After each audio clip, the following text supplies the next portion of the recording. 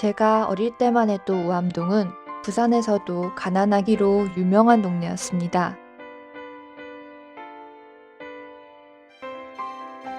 그렇게 거칠고 초라한 동네였지만 골목골목 아이들 웃음소리도 있고 사람 사는 냄새가 있었습니다.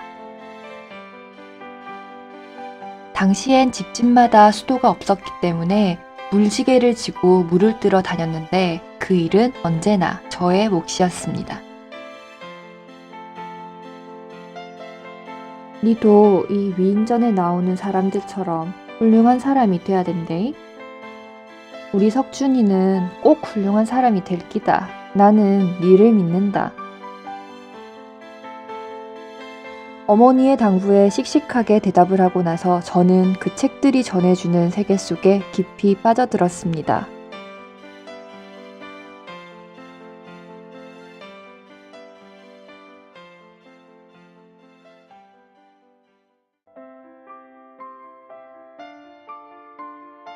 잊을 수 없는 스승인 김광덕 선생님을 만난 것은 초등학교 5학년 때였습니다. 가난한 아이들을 위해서는 육성회비를 대신 내준다든지 학용품을 사주는 따뜻한 모습을 보이셨고, 사비를 털어 악기를 사서 아이들에게 나누어 주고 가난한 변두리 동네 학교에서 합주단을 만들어내는 쉽지 않은 일도 해내셨습니다. 26번 버스를 타고 학교를 오가면서 차창 밖으로 펼쳐지는 산비탈 판잣집들을 바라보며 어떻게 하면 우리나라가 더 잘 살 수 있을까 하는 생각을 하면서 그런 일을 해내는 훌륭한 지도자가 되고 싶다는 막연한 생각을 갖기도 했습니다.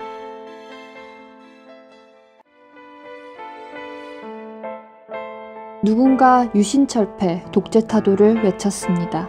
이어서 이곳저곳에서 구호와 함성이 터져나왔습니다. 저도 친구들과 어깨를 걸고 정의가와 흘라송을 부르고 구호를 외쳤습니다. 누군가 놀이판을 핑계 삼아 모여든 사람들 속에서 갑자기 술에 취한 척하며 구호를 외쳤고 그것은 자연스럽게 한밤의 시위로 이어졌습니다.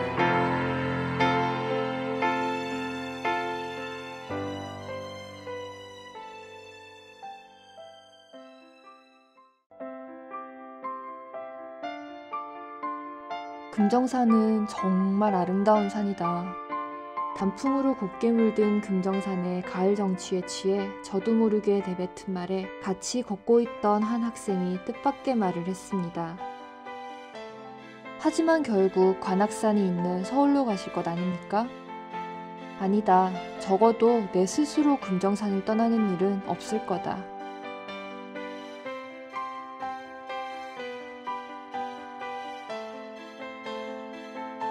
저는 제 인생의 대부분을 부산에서 보냈습니다. 서울에서 대학과 대학원을 다니던 몇 년간을 제외하고는 부산을 떠나본 적이 없습니다.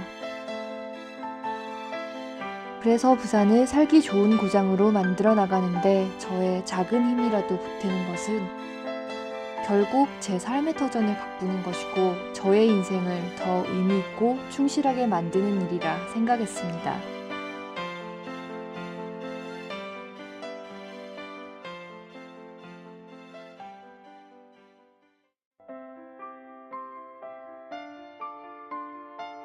연구자이자 교수로서 노동계의 여러 가지 요청들을 받아들이고 깊이 들여다볼 기회가 많았습니다. 영남노동연구소의 활동, 부산지방노동위원회 공익위원으로 각종 노사 분쟁을 조정하는 일을 하기도 했고 IMF 이후에는 실업대책협의회에 참여해 미약한 힘이나마 보태기 위해 애를 썼습니다. 아내를 비롯해서 주위에서 저를 아끼는 많은 사람들이 염려를 하는 상황에서도 끝까지 부산시장 출마를 사양하지 못한 것은 대학 시절에 자신의 모든 것을 버리고 감옥으로 끌려가거나 청춘의 꿈을 땅에 묻었던 벗들에 대한 빚진 마음 때문이었습니다.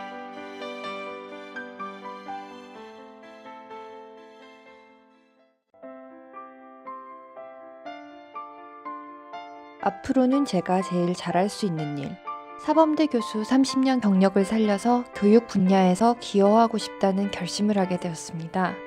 그런 저의 결심에 불을 붙인 것은 다름 아닌 전 경기도 교육감 김성군 교수였습니다.